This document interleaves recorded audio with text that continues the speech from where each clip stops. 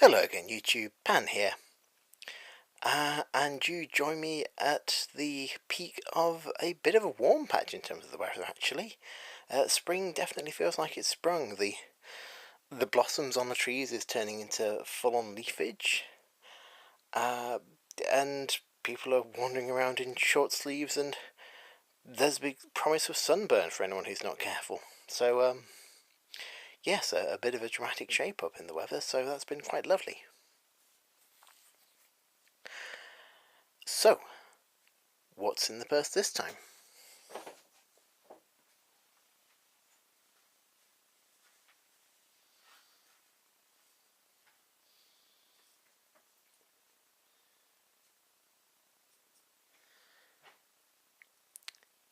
It's a sovereign pendant. Bear with me a second while I put my close-up filter on. So this piece actually was given to me last weekend, or passed on to me rather, by a relation. So this is something of a family heirloom. So this will not be going into the main stack, which is, mostly there as a preservation of wealth, but rather kind of, instead it's going to sit alongside my more ornamental stuff, the stuff that I kind of, like to get out and have a good look at because it's nice and pretty. So a little bit of the basics on this one. So this is a 1913 full sovereign rather than a half, which means that it's also one of the large coins in my collection now. 1913 puts it just before World War I, so we have here George V. I shan't really go into the history because, frankly, you heard all of that when I talked about George V last time. Instead, I'm going to talk about the whole idea of having coins in jewellery. So, I might have mentioned before, I got into a bit of a weird conversation on the Silver Forum where I kind of said, oh, what do people think about sovereign rings? Because I'd heard about them and they seemed to me an interesting idea, and I thought they were quite a classy idea. But it turns out that actually there's a bit of a long association of sovereign rings with more sort of like a Del Boy kind of a character. For international viewers, see Only Fools and Horses. But certainly, coins in jewellery is not a particularly modern phenomenon per se. There are examples in the British Museum that date back to at least 321 AD. They have one particularly fascinating example which has a number of different coins embedded into it from the reign of Constantine the Great. Constantine the Great obviously being the Roman emperor who famously converted to Christianity. So it's not exactly a new phenomenon. In terms of this piece in particular, so this is a necklace, and I don't know what the actual construction material of the kind of the mount and the chain itself is. I could in principle do a specific gravity test on it, but it'd probably be a bit tricky because I'd have to take the coin out. What I will tell you is that it's quite heavy. So a sovereign is a little short of about a quarter of an ounce, so it's about 8 grams ish. Whereas when I put this entire thing on the scale, chain and all, it comes out at about an ounce, not a troy ounce. About an ounce is in about 28 grams, so about as much as say a silver crown or an old US silver dollar, which is a big weight difference, which definitely kind of would add weight, if you'll excuse the pun, to the idea that maybe, just maybe, this chain has a good amount of gold in it. The other thing is, so I know that this was passed on to me by a relation of my current generation, and I knew that it belonged to my grandmother. However, I'm pretty sure that 1913 is older than my grandmother by a considerable period, so there's actually a very good chance that this particular piece has been handed down through not just 3 generations, but probably 4, maybe even 5, depending. So this has definitely got kind of, as well as just the usual history that one has with a coin this old. This one definitely has that sort of emotional weight of having been in the family for that period of time. To clarify, when I say my relation gave this to me, I actually explicitly told them that I didn't feel comfortable taking something this valuable from them. So I've kind of squared that circle in my head as being that I am custodian of it. We'll leave it at that for now. Other things that are worth having a look at are that there is actually 3 different kind of colour tones going on here. So we have the slightly reddish gold colour of the coin itself, but again, this being a sovereign, there'll be a little bit of copper in there. The quite light, almost kind of silvery tone of the kind of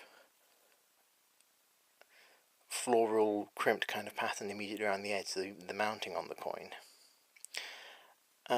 And then back to kind of like a more kind of a yellowy, again it's sometimes tricky for this to come up on the camera, but more of a yellowy kind of texture for the actual gold or gold-like material surrounding it, and then that also reflects the colour and kind of texture on the chain as well. And lo and behold, it turns out that actually near where I work there are an awful lot of kind of jewellers and pawn shops that have, as soon as I start looking into them, quite a variety of half sovereign and sovereign rings available. And when you see them mounted like that, all of a sudden what starts out is actually a relatively, I still hate to use the term size queen, but I still kind of feel a little underwhelmed when I handle these just as raw coins. But when you see one mounted properly in a ring, it's a really impressively chunky bit of metal there. And actually I can see why you would typically use something like, say, 8 karat gold, because to get kind of enough 22 or 24 karat gold to make the full-on chunky ring that you need for one of these would be worth far more than the coin itself. Incidentally, if anybody has a ring mount for a sovereign or half sovereign, hey, hit me up. I'm curious in exploring this particular form of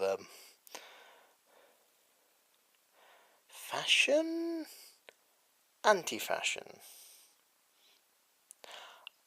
To quote Will Smith from the Men in Black films, the difference between you and me is I make this look good,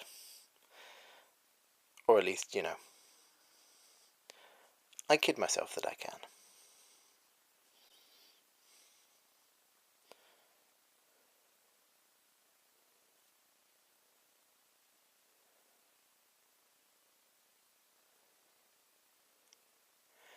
It's also a little surprising to see how little there actually is holding it in. So it's got the full ring mount on the one side, but then on this side it's got just these 3 tiny little tabs to hold it in.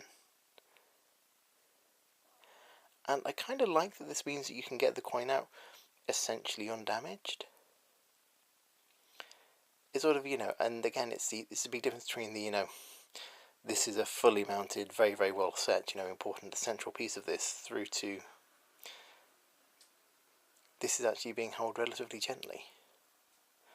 I like the idea that kind of, the jewellery designer has a certain amount of respect for the coins that they're putting into it. They're not just, stick it in, solder it, jobs are good. So there we have it.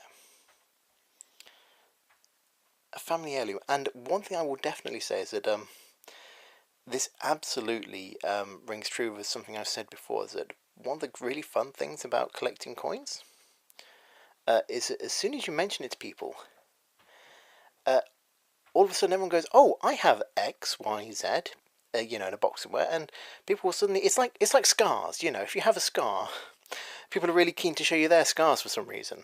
And it's a bit like that with coins, when you mention people that you're into coin collecting, all of a sudden they'll be diving into, kind of old chests of drawers and things to drag stuff out and show you, and it can be a really, really fascinating way of discovering things that you otherwise wouldn't know about.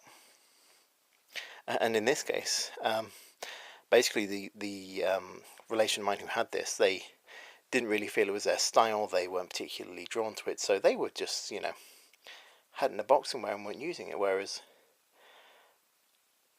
now it's with me, I'm going to give it a little more love, I like to think. Incidentally, you'll have noticed I've been doing a few more gold coins lately than I had been doing before. And the long and short of it is I was feeling the gold was a bit underrepresented in my stack, so I have kind of been deliberately adding to it, and I basically tripled or quadrupled my gold stack over the last kind of couple of months. So I'm very happy where it's at now, and given the relatively low silver prices we're experiencing at the moment, I think I'm probably going to be focusing more on silver for at least the next short while. So there we go. Sovereign jewellery. I have a bit of a soft spot for this stuff, and I think it's something I'm definitely going to be looking into more. What do you think? Let me know in the comments below. Bye for now.